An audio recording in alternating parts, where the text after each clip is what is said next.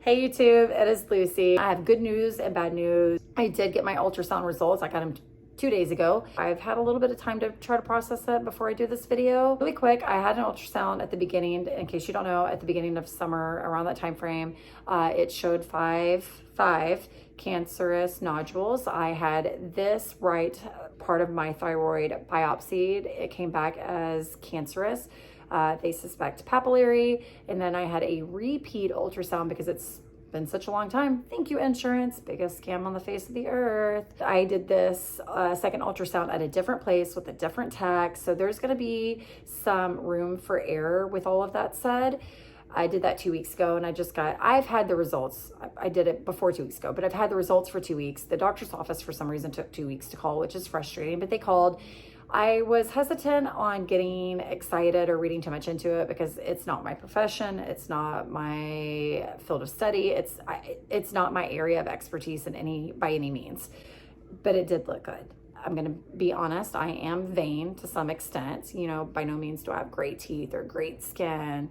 My hair is falling out and thinning really bad right here. If I go bald in the next couple of years, honest to God, it's not going to surprise me at this point. So between COVID and thyroid issues, and postpartum, I've got hairs that are like this long, all in this section. And then it's severely thinned out. It's bad.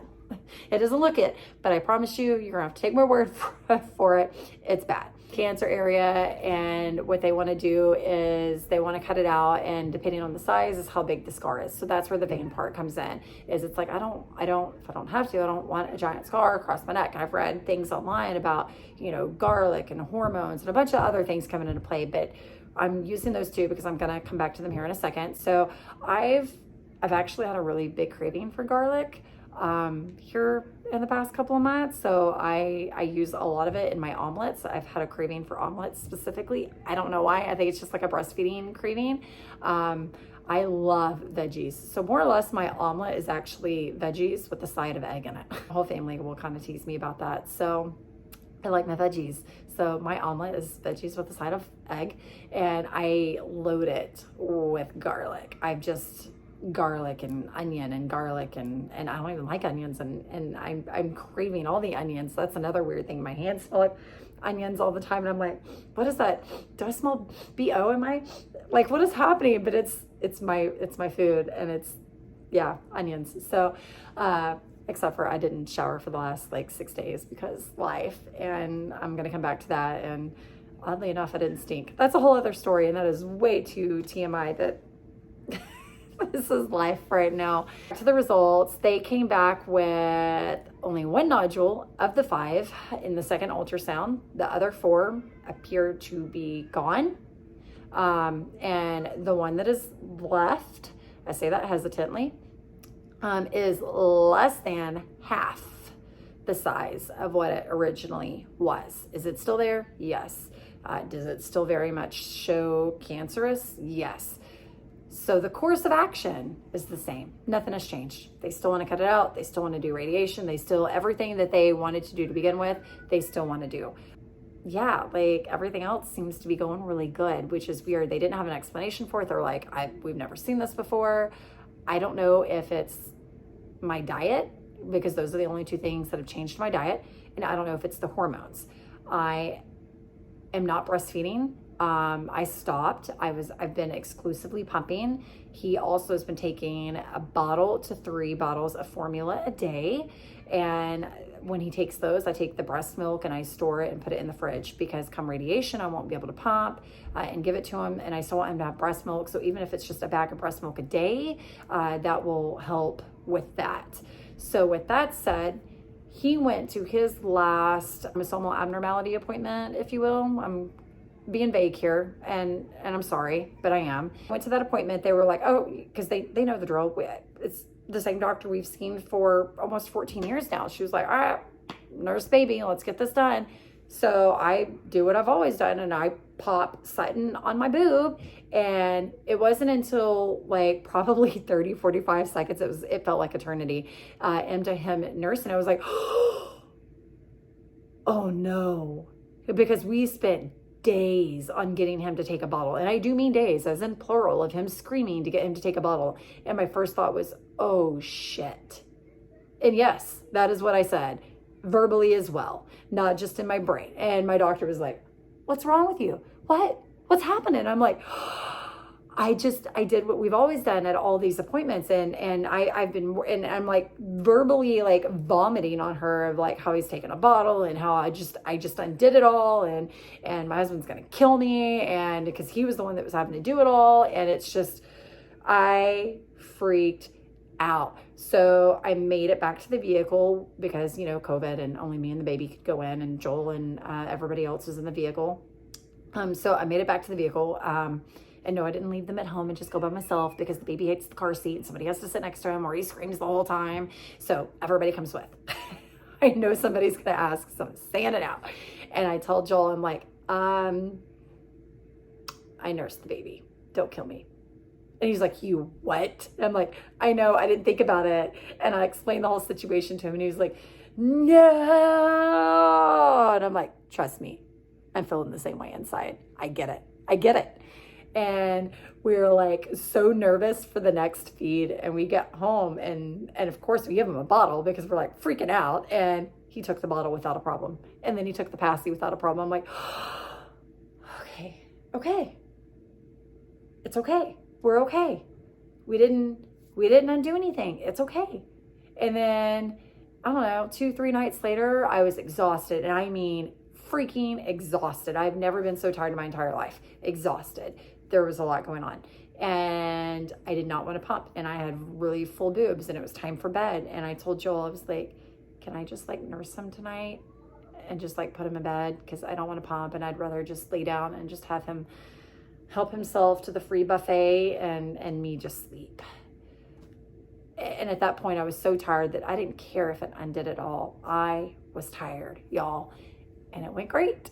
He nursed and he got up that morning and he took a bottle. So now we're doing what I always wanted to do, and we are hybrid. He takes a bottle, he takes a passy, he takes a boo, and he goes back and forth in between all of it without a freaking problem. And it is amazing. And it is the best thing on the face of the earth. And I know Jacelyn's upstairs right now and she's probably thinking I have the weirdest mom ever. And yeah, so sorry, Jace. But anyways, it's nice because when we took a trip to Colorado, I've done this video a few times. I don't know if I've mentioned that in this take or not, but we took a trip to Colorado as a family. We skipped Christmas, tried to save money. We did save money. Let me rephrase that, because big family Christmas and bringing in a bunch of junk is just no good. I wanted to make memories between having cancer and everything else. It was just like, this is the world telling me I need more time outdoors. I need more time with my family. I need quality time. I don't want to be bringing crap into the house and having to clean it and getting stressed out. And it's too much. So I'm drawing the line. This is what we're doing. We're going on vacation. Originally, we were going to go to San Antonio because it's like close. And then the baby screaming all the time in the car seat was making me feel very anxious and fight and flight mode constantly. It was not good. So then I was like, oh, can we fly to San Antonio? Like maybe we can find a cheap flight. Maybe we can find something that's still within the budget. That was not happening for the record. But I did see, which I'm assuming is because the Denver, or because Frontier's headquarters is in Colorado, that's why it was super cheap, which is why our trip to Colorado for the medical stuff was super cheap. I didn't think about it at the time. I just thought we got hella lucky. But yeah, so we ended up getting, I think it was like $24. I think some was 24 on one trip, and I think it was like, I don't know, it was somewhere in the $16 to $45 range between there and back, round trip for all of us per person. And we brought 3 bags. Everybody else brought backpacks. They brought what was free, which is just their backpack. And it was cheap. And then we got a hotel at Drury. I think that is how you say it. We don't have them here in Texas. Drury Inn. Free breakfast, free happy hour. Hello. I could use that nowadays. And free dinner, which was great on Christmas Day, because you Colorado people don't have anything open on Christmas Day. Texas has, I feel like, everything open. All the restaurants are open. We were driving around. We couldn't even find a freaking Walmart to get water. It was nuts. And the gas station, Come and Goes, which we don't have in Texas, was also out of water, for the record. So that was fun. Colorado's very serious about Christmas, and I like it. I'm not complaining. I just wasn't prepared. So yeah, the hotel, like the free breakfast, the free food, all of it just saved so much money. And we spent Christmas Day doing Garden of Gods, which is free, and it was great. The kids did a lot of rock climbing, and it was amazing. We had a great time. And like I said, we saved money in the end. But anyways, back to now, my doctor's appointment bills are finally starting to roll in, which sucks, but I feel a little bit better about it because we did save money for Christmas. Pace has surgery. She's fine. If you've been watching my Instagram, you know she has dental surgery. I'm sorry if I've said this in this video. Again, there's so many takes, but her tooth is growing in funky and we've got to get it fixed because it's messing up adult teeth, and it's like eating away at the bones to the point where she won't have adult teeth at the bottom. So all this is happening at once. Surgery doesn't cover it, not a single dollar out of pocket. We've already spent $100. We have $1,630 to go with her surgery. And that is probably realistically going to be lining up at the exact same time as my surgery. The first surgeon, the male surgeon, because I've interviewed two, the male and the female. I won't actually get to physically meet the female surgeon until after January 7th because of insurance. But the male surgeon is going to go ahead and put me on the books for the 3rd or 4th week of January. We don't have a set date. I'm waiting on him to get back to me, and then I'm going to meet the female one and see if we can get in around the exact same time. I'm just ready to get it done. I'm ready to get it done. There's too much going on with the kids and my school. My school starts back up in a couple of days. And the housework and what a lot of y'all didn't see way back in the day when I was doing YouTube, which was a lot of y'all, at least the responses that I was getting was, oh, your husband is so hands-on. Your husband does this. He does the dishes. He helps with the vacuuming. He helps bathe the kids. He helps blah, blah, blah. He helps. It was a lot of he helps. He was doing it because I told him to do it. I'm not trying to throw my husband under the bus, but I am also going to be brutally honest. He was doing it because I told him to do it. He was doing it because it was a picture that I wanted everybody else to perceive. And I'm too old for that crap now. So you get what you get. And I'm not going to lie or beat around the bush about it nowadays. It's just, I'm done. Like, I'm done with it. Y'all have to remember what you see through these screens of everybody you watch on Instagram and YouTube and TikTok. You get what they want you to see. And that's the only thing you're going to get is what they want you to see. It's not always roses on the other side of the screen. I promise. We all have our struggles. And anybody who tells you otherwise is lying. Point blank lying. They may have a fabulous marriage, but they still have struggles.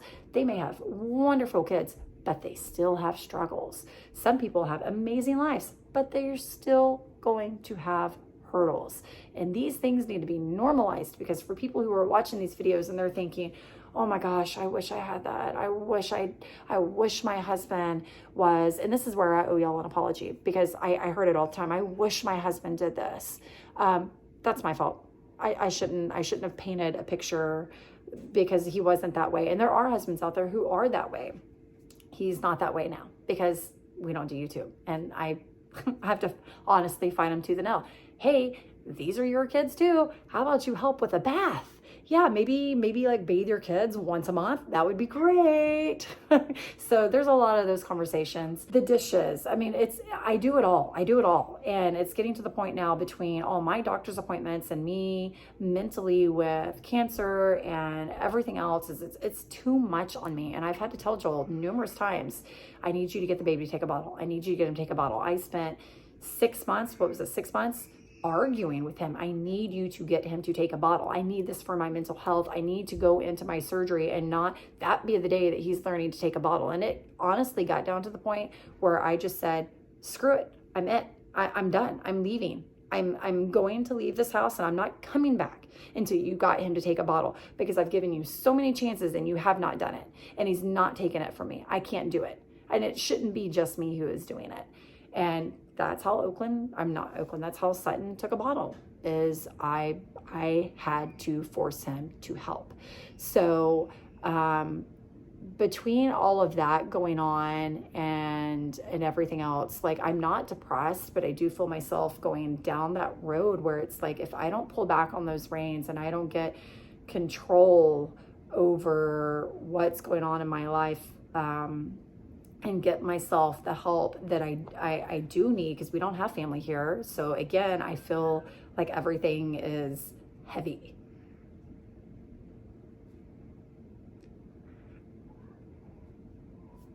emotions. I promise I'm fine. Am I struggling? Yes, but I am fine.